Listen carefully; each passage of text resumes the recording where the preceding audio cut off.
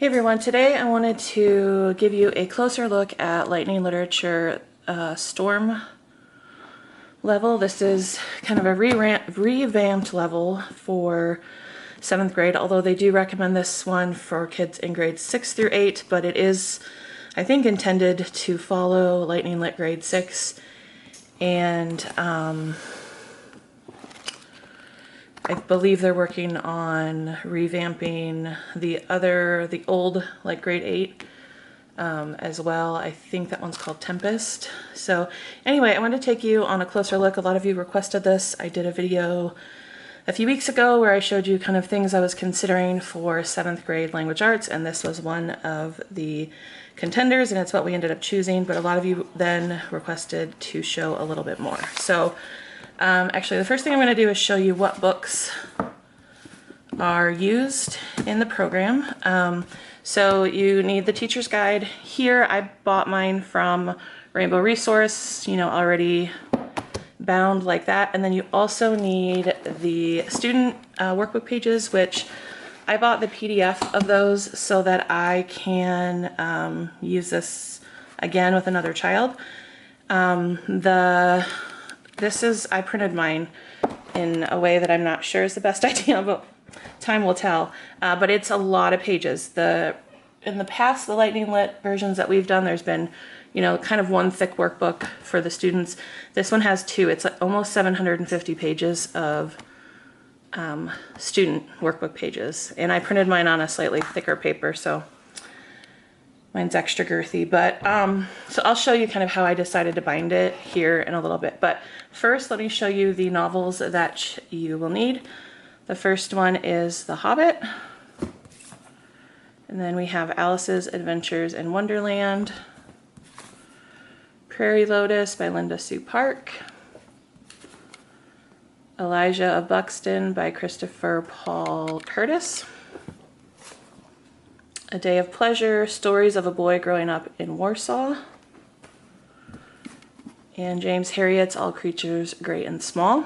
And then lastly, you need this book, which is, I got this from Rainbow Resource. I couldn't find it used because it's so new. This is edited by the author of Lightning Lit. And this is different short stories and poems. I did notice in the back of this book that it does say coming soon, level Tempest, and it shows the books that they're going to use for that one. So I don't know how soon coming soon means, but so those are the books you're going to need. Now, I will say one thing that I had trouble with Lightning Literature in the past is that there wasn't any kind of like index to show me if I wanted to refer back to like what unit we covered a certain topic in. So I'm just making my own. I'm not done yet, but I just started, and that way I can really quickly go back. I'm highlighting the grammar concepts, but if I want to remember, you know, what chapter or like what week they covered brainstorming ideas for a personal essay, I can quickly see that by just kind of scanning through this section of my list. It tells me what the writing assignment was for that week, what book it was from, and what week it was. So this is just something I'm making for myself to make this a little bit easier. Okay, so let's take a look here at the teacher edition. I do recommend reading how to use this guide. They say even if you've used Lightning Literature before, you know, to read this, it talks about what the reading selections are and why they chose them. And it said that most of the books that they chose are written with children as the intended audience. And even though that's the case, some of them have difficult topics like Prairie Lotus and A Day of Pleasure, which have some lessons about bigotry and things like that. And then Elijah of Buxton has things about racism and slavery. And then I think, oh yeah, All Creatures Great and Small, which is not necessarily written for children. And then the biggest change they said for this version is the inclusion of the Rainy Day Reader, which I just showed you. Some of the pieces are written for children, but many more are intended for adults. And let's see, what else was important here? They do talk about, it just goes through like the daily reading, the comprehension questions, how to do the discussion, and kind of what information that they've given you. And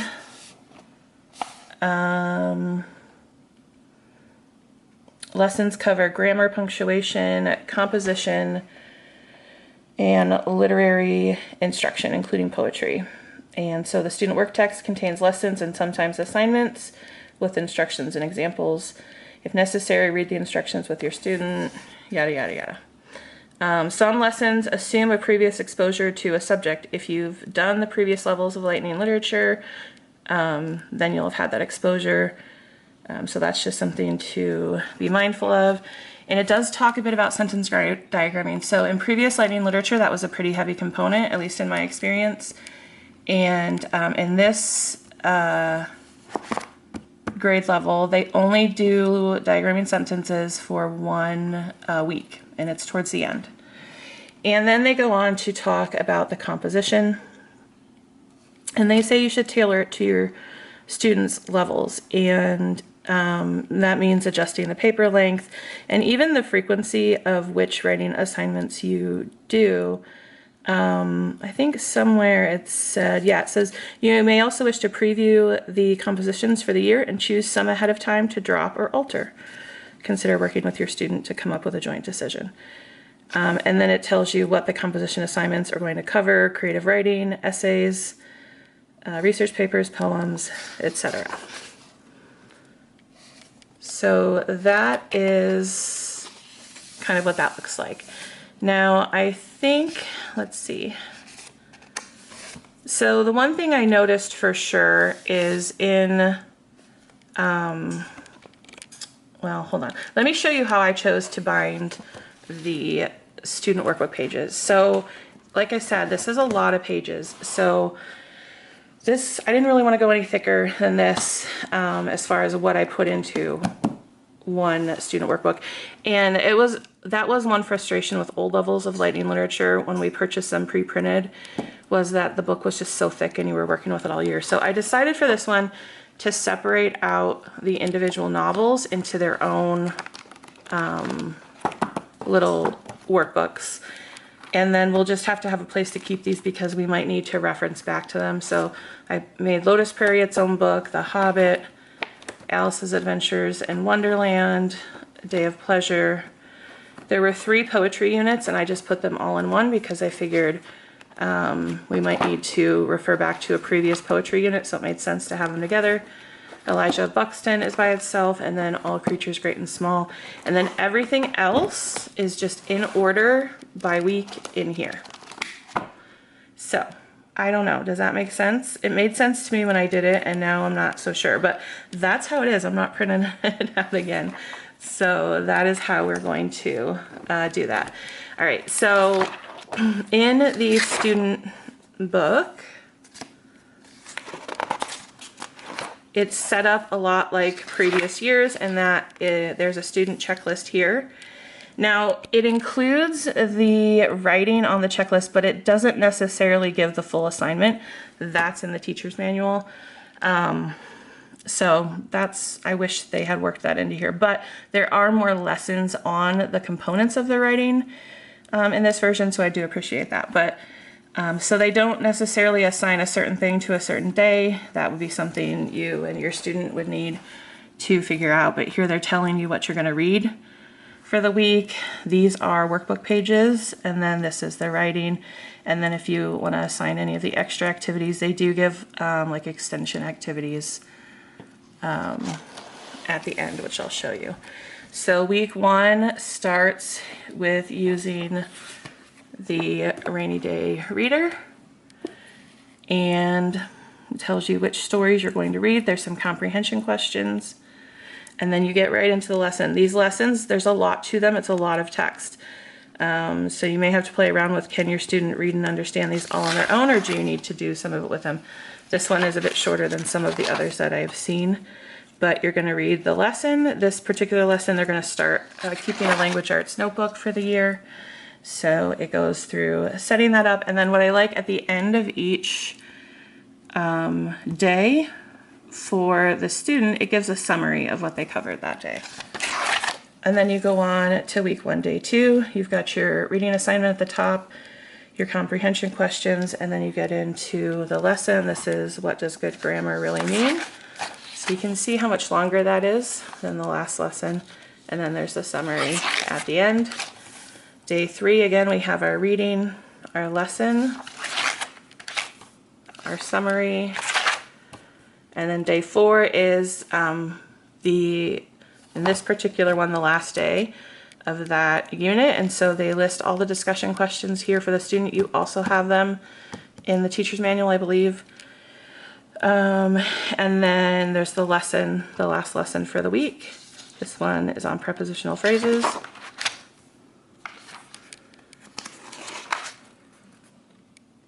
And then there's a summary. And then this is like your activity to go along with the prepositional phrases lesson. And then you're on to week 2. Week 2 in this particular one also uses the rainy day reader.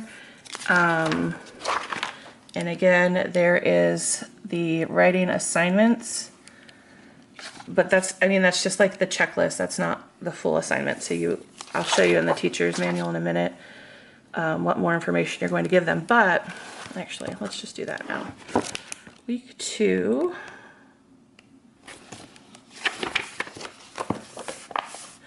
So it gives you, let's see, here we have comprehension questions. All right, the first day of the composition, it says, this week and next, students will write a personal essay on someone they know.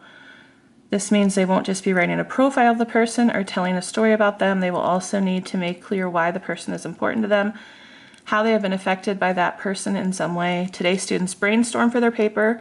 First, they will choose who to write about. Then they will brainstorm ideas about that person to include in their paper. This can include, but need not be limited to, physical description, description of personality and character, stories about the person, and their own thoughts, opinions, and emotions concerning the person. Students need not write complete thoughts or sentences for these. Simple notes are sufficient. Today's lesson concerns brainstorming, so students should refer to that in their composition. So I like the inclusion of that. The lesson for today is about brainstorming for a personal essay. So that's what these 2 pages are about, and then there's a summary, and then they would go ahead and work on their writing assignment. Day 2, there's the reading assignment up here, and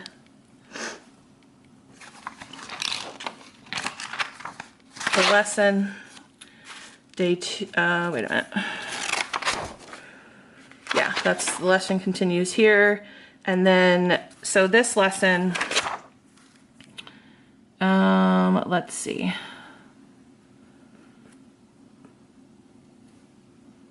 So they're giving some literary teaching here. They're talking about using the element of delay in a story, the repetition of theme, and still on that. So that's the first part of the lesson on day 2, and then the second part of the lesson is choosing subtopics for a personal essay.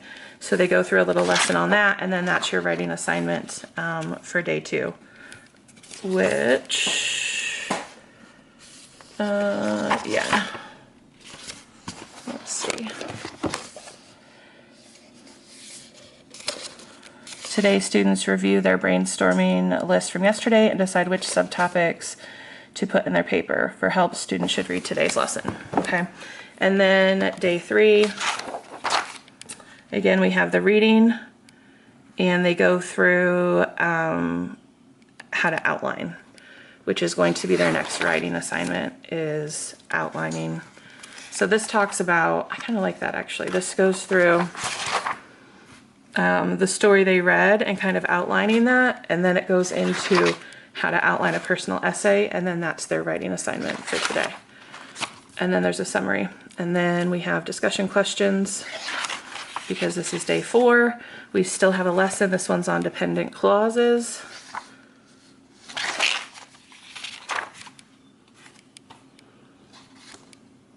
So summary of the lesson. And then there's a workbook activity to do. And then that's the end of week 2. And then week 3, no, I'm sorry, we're in week 6 because week 3 must be something else. Hold on. Week 3, this is the part where I might need to put little notes in here, but I will pull these books for my daughter each week, so it won't be that big of a deal. So week 3 then would move on to Prairie Lotus. And the sample of this week is available on the Hewitt Learning website, so I won't go ahead and show you that. And then there's a sample from The Hobbit on their website as well. So I like that there is all of that extra writing support. Now, I don't think every unit has lessons related to the writing, but maybe those are the ones you choose to leave out. Like they said in the beginning, decide which writing lessons you want to do and which ones you don't. So let's look at the week on diagramming. There's only one week in the whole curriculum that talks about diagramming sentences. Oh, here we go. It is week 31. So their lessons, it's all on diagramming sentences that week. And then their composition, they're writing an invented scene from the story, a dialogue between 2 characters in the story, a persuasive paper, and an explanatory paper. So they're doing a lot of writing. We'll look at the student pages here in a minute. But here we go into the reading, the comprehension questions, and then they get into the dialogue and the composition. So this week they're going to write single day papers. So each day they're writing 1 paper. They don't need to be very long or polished. Today they're going to write about a scene. It gets into all that. Let me get into day 2. So let's look at these pages in the student manual to see what that looks like. So 31. So this is using a short story from the Rainy Day Reader. Here we have the student checklist. And we start with reading and comprehension questions, the very first lesson on diagramming sentences. That's what the lesson looks like. Looks like about 4 pages. Then there's a summary. And then they're going to diagram 3 sentences here. And then day 2, they have their reading and the questions, diagramming sentences. Again, here's the lesson. So 3 pages this time, and then they're going to diagram 4 sentences. Day 3, reading. Looks like they're talking about plot, character. So it looks like this goes along with the writing as well. Setting, symbolism, point of view. And okay, so that's a long lesson. That's a good example to show here about the length of the lesson in 7th grade. So it starts on page 272. 1, 2, 3, 4, 5, 6, 7, 8. So there's 8 pages of the lesson, and their workbook page where they're diagramming the sentences, and then whatever the writing portion is for that day. Let's look at week 31, day 3, and see what they're doing for writing. Okay, day 3. Today, students will write a dialogue between these 2 characters. Okay, so it doesn't look like a particularly long writing assignment, but that is a long in one day, a long thing, a great amount of work to do in one day. What am I trying to say? That's a lot of pages to read and a lot of comprehension. So that's going to take some navigating how best to get through that. So that's an example of what that looks like. And then there's discussion questions for day 4, as well as another lesson on diagramming. And looks like 4 pages on diagramming. Let's see. 5 pages on diagramming, and then the summary, and then they're going to diagram 3 sentences, and that's it for that week. So that is what that looks like. There are 3 weeks of poetry. Let me show you that, and then hopefully that gives you a nice little snapshot of what this looks like. So there are 3, I think there's 3, let me see. 12, 1, 2, 3, 4, yeah, 4 poetry lessons. Is that what I said? I don't remember. All right, so we have the student checklist of all the poetry they're reading. Again, this is all in the Rainy Day Reader. And then there's the lessons, and they're going to be writing some poems. Here's what they're going to read for day 1, the questions they're going to answer. Again, all the answers to these are in the teacher's manual. And then we have a lesson on rhyme. That's about 2.5 pages. There's the summary. And then let's see what the writing assignment for that day looks like. Week 12, day 1.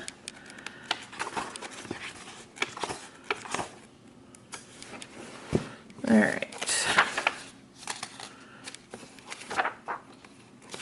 All right, so week 12, day 1, the composition, they're writing a rhyming poem. You can kind of see that there. By the end of today, they will have a topic for their poem and several verbs, nouns, adjectives that could work in the poem, including several rhyming pairs. So it sounds like this goes along with what they're learning about in here pretty well. So that's kind of how that looks. So that's the first poetry unit.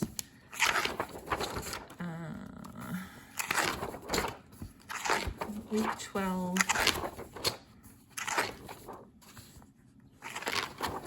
We have week 19 is the next one.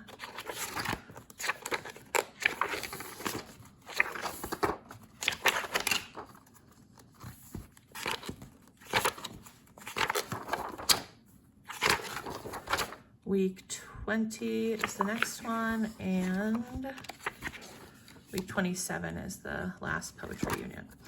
All right, so that's pretty much how that all looks. And then the one other thing that I think I didn't show you is in the teacher's manual at the end. Let's see. Yeah, they give you a section here, day 5, ideas for how to extend the lesson if that's something that you're interested in doing with your students. So they have that at the end of every one. All right, so that is that. I apologize for the less than professional camera work here, but I wanted to use my camera for the bulk of this instead of my phone so that things would be hopefully in sharp focus so that you can pause and read pages if you're interested. And my normal setup where I can be hands-free does not work with my camera. So anyway, I hope this is helpful to you. If you have other questions, let me know down in the comments and I would be happy to answer them for you. Thanks for watching.